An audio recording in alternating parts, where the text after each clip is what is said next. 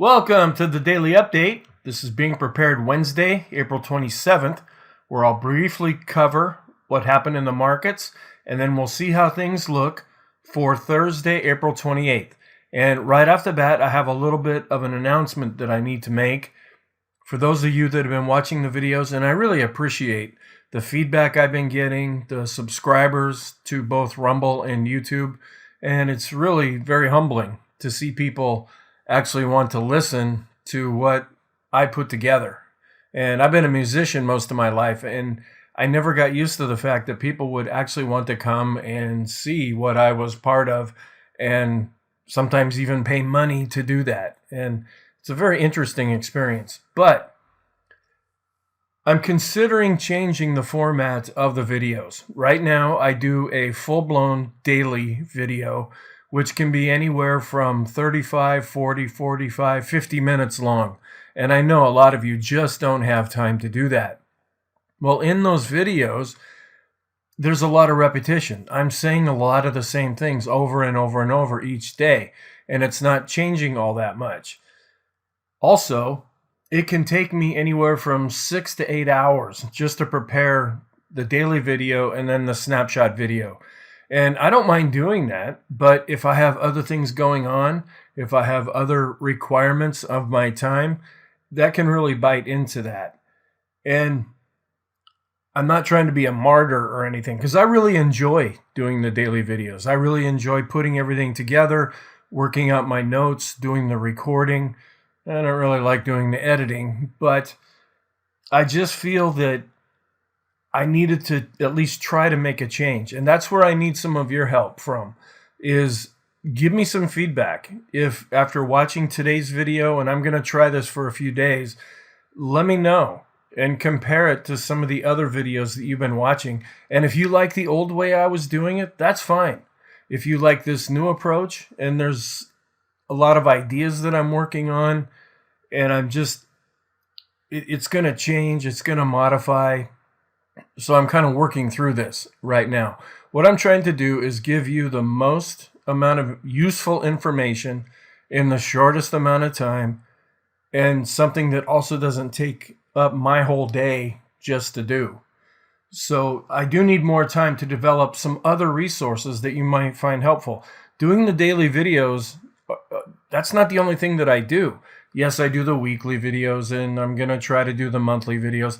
But I have classes that I teach. I have a whole website that I run that's currently offline right now. I have sample portfolios. I have strategy ideas. I have a lot of different things that is available, but I have no time to work on those things right now because I'm spending all my time doing the daily videos. So that was kind of my one reason for wanting to make a change. The other reason is I recorded yesterday's video, and I'm using software that I can go through and edit, and I didn't even have time to really listen to that video before I uploaded it, and there was a couple of mistakes, and I coughed in one place. That was like, okay, why get all this software if you're not going to have the time to use it and actually make a higher quality video? And I just said, I've got to make a change here. So anyway, see what you think of this. So this one will probably be a little longer than usual because I'm going through this whole announcement thing. And I'll be making this announcement because there's new people every day that are coming and seeing the videos for the first time. So the new video will be a combination of the daily video, the longer version, and then the snapshot, the shorter version. What I'm trying to do is just take the important parts from each and put them together into one video. The goal is to keep each video as short as possible. I know that you're busy too, while still providing a lot of insight, a lot of education, and some actionable information, something that you can actually use. As I work through this new format, I will make announcements about how information can be accessed. For example, I do have a blog, and I've got a lot of extra space on that blog. I also have a website, and I have extra space on that website. There's nothing to say that I couldn't upload all of the charts every day. I come up with a list saying, okay, all of these charts are looking negative. All of these charts are looking positive. And I just mention those, and then you have access to those charts, and you can go actually look at them and maybe pick up some things that I missed, or just develop the skill yourself. The idea behind what I do is not just to get people to buy into my conclusions or my analysis. I'm an educator. I'm trying to teach people a skill. And that's really what I'm trying to do here. And if you can be a little more hands-on, if you can actually look at the chart yourself, and maybe we can have a little bit of a debate back and forth. You might see things one way, I might see them a different way. I'm totally open to that. What I'm trying to really avoid is, especially in the stock market, I'm not trying to start a religion here. I'm not trying to be a guru that everybody looks to for the answer and tells everybody what to do, and then they blindly just go and do it. In fact, I'm doing everything to work against that. And so I don't allow people into my program that just want me to tell them what to do. If you want to learn a skill, and I'll help you as much as I can along the way, I have no problem with that. But just to blindly send information out to people that they don't know if it's good or bad, and they have 2 or 3 or 4 bad trades in a row, and then you think it's a ripoff, and you're totally disillusioned with everything, and you just say, this whole thing is fixed, I'm not going to do this anymore. Well, that's not the approach that I take. Please provide a lot of feedback about your preferences. Which one do you like better? One thing that I am considering is turning off the YouTube comments. For some reason, the videos that I post don't really lend themselves to a lot of comments. And people don't usually voice too much. They might say, oh, good video here, great job, blah, blah, blah, blah. But there's not a lot of debate going back and forth. That's kind of why I keep them on.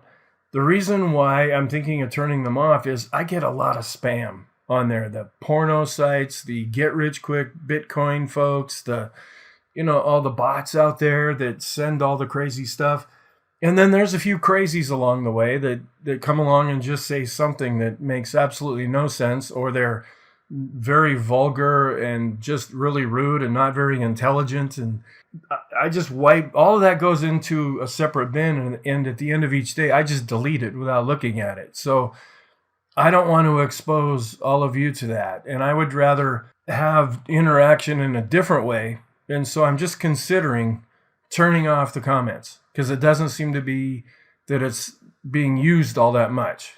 Now, that doesn't mean that I'm shutting myself off from you. I actually prefer email. And right here on this slide, at the end of each video, I give you my email address. Then you can send things to me one-on-one.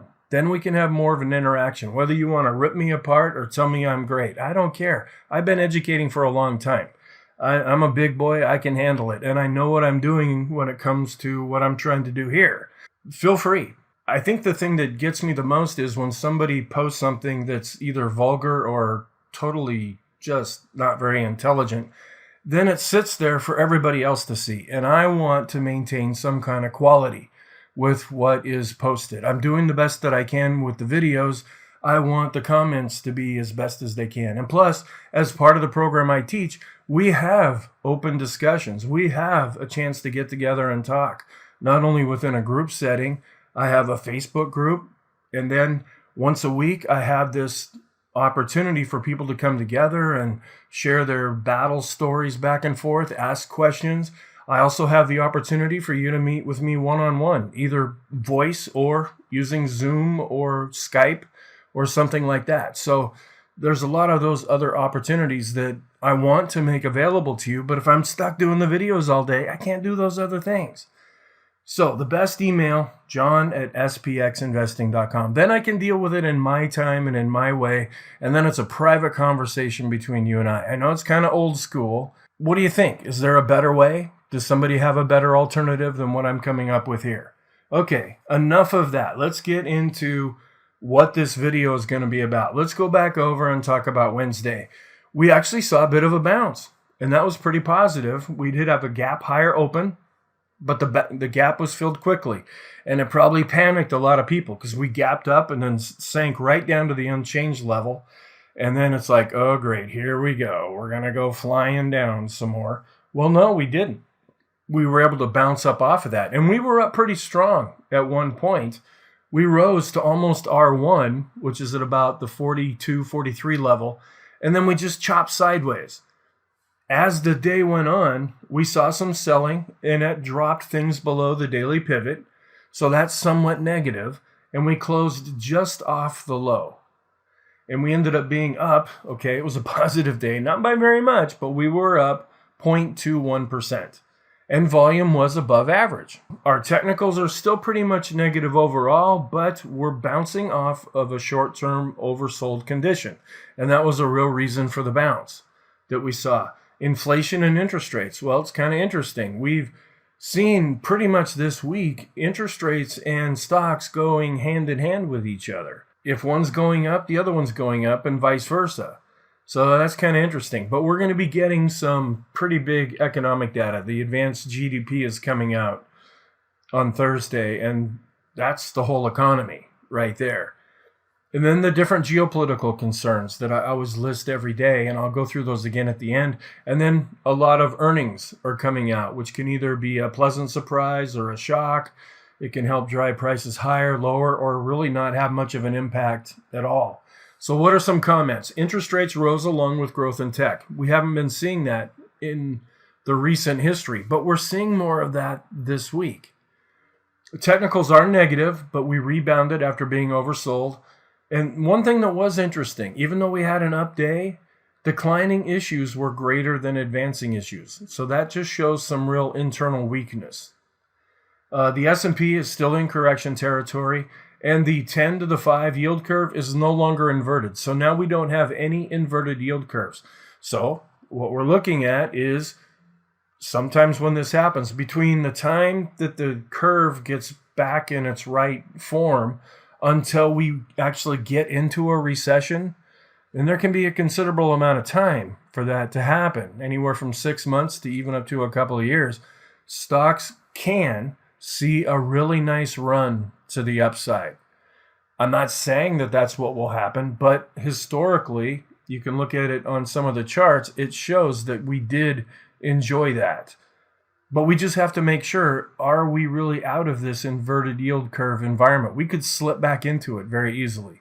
So we just watch that every day. The economic reports that came out on Wednesday were really not that big of a deal. They didn't really impact the market. Some were up, some were down. As far as our trend, we have crossed above 20 now with the ADX. So we are in a trend, and that trend is negative because the red line's on top, and I will show you a chart. And there's a chance you might hear some light piano in the background. At least it's not the construction noise from the other day. The bias is negative still because I didn't like that declining issues thing. And we weren't up all that much, less than 0.25%. So I'm keeping that at more negative right now. And it's right now looking like more of a dead cat bounce currently. Now, it could be wrong. Right before I started recording this, the S&P futures with about 6 hours to go until the market opens, they're up over 1%. So we'll have to see if that positive flare can continue throughout the night and lead over into the open on Thursday. And our momentum still continues to be negative. So let's go back and look at the day's session as far as sentiment.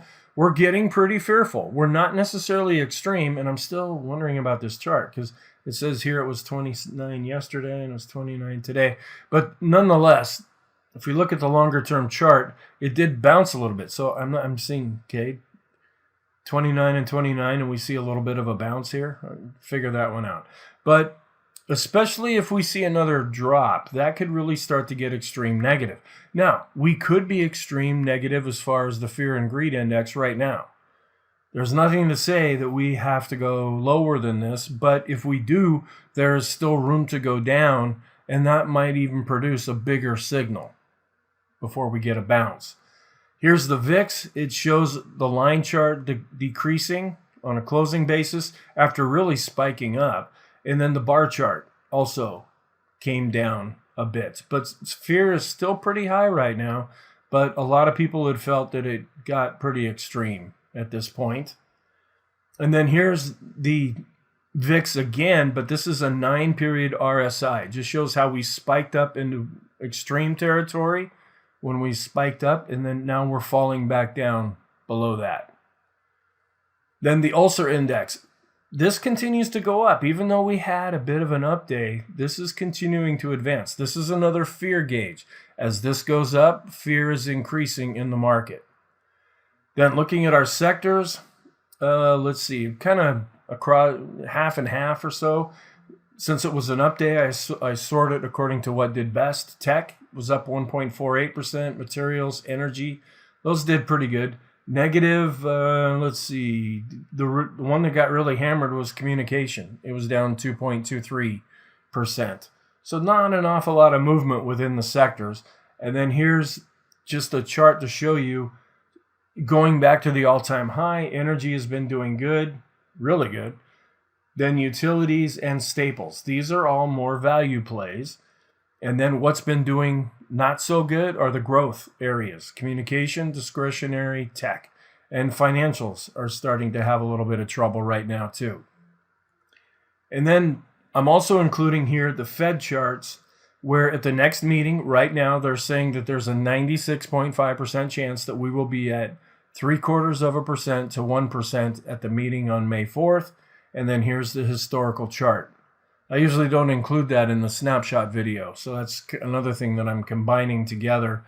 Then looking out into June, there's a 77.9% chance that we'll be at 1.5 to 1.75 after that meeting. And here's the corresponding historical chart. And feel free to pause this and look at it. And this is a freely available website. You can go look at the chart yourself if you would like to do that. And then looking out into the late July meeting, there's a 73.5% chance that we're going to be at 2 to 2.25 after that meeting. And then here's the corresponding mess of different colors that we can see here. Technical alerts. We had some positive, some negative. We usually start at the bottom. The euro's just been really falling against the dollar. We're up at the top. The dollar set another 2-year high. The NASDAQ got above 12.5. We do have some communication breakdown. There's another joke for you, where the ETF had set a new 52-week low, and we had a BPI crossing below 30. That's getting to extreme negative. The NASDAQ was able to get above 12.6. The S&P got above 4,200. Real estate, now this is more positive. This is more of an overbought signal right now, because the BPI was going up and is now dropping back, and it has flashed an overbought reading. The NASDAQ, at least early in the day, it hit a new low for the last 52 weeks. And then gold, which went over 1,900 yesterday, went back below 1,900 today. Intraday, and this, I don't usually show this in the snapshot charts. This is the intraday chart. This is what I follow while the market's open. Way over on the right, you can see here where we had the gap, and we gapped up above the pivot. Well, then we dropped down, and it looked like, oh boy, here we go. But the unchanged level, which since we were above that, that's acting as support, we were able to bounce up off of that, get back above the pivot. We didn't quite make it up to R1, but then we drifted back down, and then we fell below the pivot, saw some selling into the close, so we had been up a lot stronger, but at least we had an up day, and there was enough of an up move to work off a little bit of our oversold condition, at least in the short term. Then here's the daily chart, where we're still below this intermediate term support, and we have another pivot level above. So we've got some resistance if we're going to bounce from here. And if we're going to head lower from here, the next support that I see is quite a bit lower. There's this black line right here. You can see where volume was just a little bit above average. We're down 12.77% from the all-time high. As far as our trend, this is the ADX. We've crossed above 20. That's the dark line. The red line is on top, and even though it's declining, we default to that because that's the strength that it's seeing. And we're also seeing the green line declining. So this would suggest that the trend has started and it's now negative. Our runes kind of saying the same thing. With the red line way at the top, that means sellers are in control, and we're seeing a real decline in buyers. That's the green line. Once they cross here, that kicked our oscillator down below zero, and it continues to decline. So things are still quite negative here. We're below all of the different moving averages in our moving average spaghetti tree, and you can't even see this because volume is kind of right there, but we've got a long ways to go to get back to the moving averages. Here's our moving average rainbow, which just shows we are well below it. It's kind of not really looking like a head and shoulders bottom anymore because we're kind of taking out the right side. It could still salvage itself, but it wasn't as pretty as it looked the other day. Different trading systems. Here's the Elder Impulse system. Some of you like this system a lot, but right now, based on the S&P, it is still negative because it has a red bar. And based on the SPY, it is also still negative with a red bar. The SAR, some of you like this that are longer term folks, it's still negative because the dots are above. Our different charts, the Heiken Ashi is looking pretty negative and kind of getting down to some what might be considered support levels. The Kegi continues to be negative. The Renko didn't draw any new boxes. It did yesterday, but not today. 3-line break is still looking negative. Point and figure chart, nothing added to the chart. It's flashing a high pole warning. The polar or the X's right here about where my cursor is. And as we've been going down, there's been more O's that have been drawn. But nothing new was decided after Wednesday. Longer term, we are in a long-term downtrend because we continue to be below the 200-day simple moving average. Broad market, here's the diamonds. You see, I'm taking out a lot of charts that I usually spend time going over. We are still negative as far as the Dow and the ETF, the diamonds. And the Qs are also negative and actually set a new 52-week low as well. I think they did. I'm not sure if the NASDAQ 100 did or not. Broad market, the dollars just screaming higher. In fact, we're up too. That not only were the S&P futures up before I started recording, but the dollar was up over 103. So that's kind of interesting. And then this is another chart that I included for the first time in yesterday's video. We want to keep an eye on this. I'm seeing some real warning signs, and I've been trying to do some research about something happening in Japan concerning their debt, concerning their demographics, concerning what they've been battling with for 20 to even 30 years, ever since the whole Asian currency crisis of the late 90s. And they're kind of putting themselves back into a corner with not a lot of good alternatives for them, and might think, okay, well, that's Japan. That's just the way it goes. Well, a lot of their alternatives have to do with U.S. bonds because they, after the Fed, are the number one holder of U.S. bonds. They hold more than China and any other country in the world. And if they suddenly have to start selling those, when you sell those, that makes prices go down and interest rates go up. And that could generate some problems, not just for Japan, but also for the U.S. as well as the entire world economy. So I'm trying to learn more about what's happening there and what some of the possible scenarios might be. The euro is continuing to fall with the dollar continuing to go up. It's going to be interesting to see if these two kiss, if they meet each other. It hasn't been that way in quite a while. Then with bonds, I'm just showing here, this is the different yield curves. And this is one of the scenarios that's kind of getting back on the table now, where we see an inverted yield curve and then it comes back out from being inverted. Sometimes if you look up here on the chart, and it may not last very long, we had a nice little thrust up back in 2007, just before we had the meltdown. That's what I'm talking about. This thrust upward is not necessarily long term. Then let me go back to here. Here's another inverted yield curve. Once it got back into gear, we had a pretty nice run up before we saw a pretty significant decline. And then we saw an inverted yield curve back in 2019. Well, then we ended up having the whole COVID crash and then the nice run up that occurred after that. So we're just kind of looking for this, but it can take some time. And once that window is open, it may not last very long. Then here's the different yields, just showing that we're going up and they're still pretty bunched together, but we're not inverted with any of these at the present time. Then here's the international, and I want to include this for right now because of Japan. That's the red line that I'm really paying attention to, because their interest rates had been so low for a long time, even went going negative there for a while, and then Germany was negative for quite a while too. Well, the fact that they've gone back positive could really be detrimental to Japan and then could bleed over into the U.S.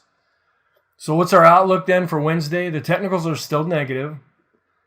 Some of our indicators are coming off of short-term and intermediate-term oversold conditions, but we still may have some more room to run up to work off a little more of this oversold condition. I wouldn't necessarily look. There's not a lot of evidence right now that we've kind of hit a climactic bottom and we're starting to go up from here. It could lead to something stronger, but it's just not. I'm just not seeing it right now. Not like I was seeing it back in the middle of March. The markets still remain in this trendless intermediate term range. The battle between growth and value goes back and forth every day. Supply chain issues with the real crackdown and the continued lockdowns in China, that could feed into their supply chain, which could feed into our supply chain even more. Economic reports, this is actually incorrect. We've got I didn't update this, I'm sorry. It's the advanced GDP report that's coming out. Geopolitical issues, Russia, Ukraine, China, different supply chain issues that I mentioned, inflation, interest rates, oil, different earnings reports, any talk that some of the people in the Fed might say. And then I'm adding Japan to this list as well. And then what are our different scenarios? We're now in the down scenario because the ADX has gone above 20. If we see rising interest rates, but we haven't been seeing that this week. Interest rates and stocks have been going in the same direction the last few days. Now, that can always change, but it's not the scenario that kind of got us to where we're at right now. And different inflation fears, earnings, Fed speak that freaks the markets out. That could drive prices lower, but the technicals are really what we're seeing. The technicals are still strongly negative. Then looking at I'm going to go down to number 3 because we just came out of that. We could drop back below 20. The trend that the ADX is picking up is negative. And if we have a bit of a bounce that's rather significant, it could drive the ADX down below 20 again and send us more into another sideways pattern. So will it fail if there's a rebound? All right. Then here's the not as likely scenario, but I'm putting as much as I can into this. This is the positive scenario, where we are oversold short term. Can the bounce continue? That's the big question right now. And then here are some of the scenarios that aren't quite viable yet, but could be coming close in the near future. The first one is that longer term bottom signals. And there's a couple of charts that I look at with a couple of different indicators, and they're heading in that direction, but they're not there yet. If they start to get closer, then I'll start to show those to you. The other one is a positive backdrop after the yield curves reinvert. I kind of explained that. And that's currently in play right now, but will it stay that way? Or are we going to go back to being inverted here pretty soon? And then the Staples ratio spike. It's still going up on the chart that I'm looking at. So that's still not a viable scenario. And the 2-year spike, that's also not on the table, but could come into play in the near future. And then the small cap thrust prior to an S&P 500 thrust. We're not seeing. That isn't really happening yet. But we're looking for one or more of those to actually happen. And that could be very beneficial to us. And then the technicals, if we do bounce up, we've got a long ways to go to get back to the moving averages. And they're probably going to provide resistance if they do anything, but we've got a long ways to go just to get back up to some of our longer term moving averages. So a lot of technical damage is still out there right now. Doesn't mean the end of the world, but it just means the path of least resistance continues to be down. So our conclusion is that the S&P is negative. Short term, it's negative and rebounding. Again, the question is, can it continue? Intermediate term, it's negative and possibly rebounding from oversold, but we're going to have to see more than a 0.21% advance. And we're going to have to see advances outnumber declines in a big kind of way. Oscillators are still pretty much negative, and we're below a lot of the moving averages. And then we continue to be below the 200-day simple moving average for our longer-term trend. So thank you very much. I appreciate it. This is a little bit different than usual. Let me know what you think about this. And again, here's my email address if you'd rather contact me that way. Have a really good Thursday, and I'll prepare the next video that probably will look like this after Thursday's session for Friday.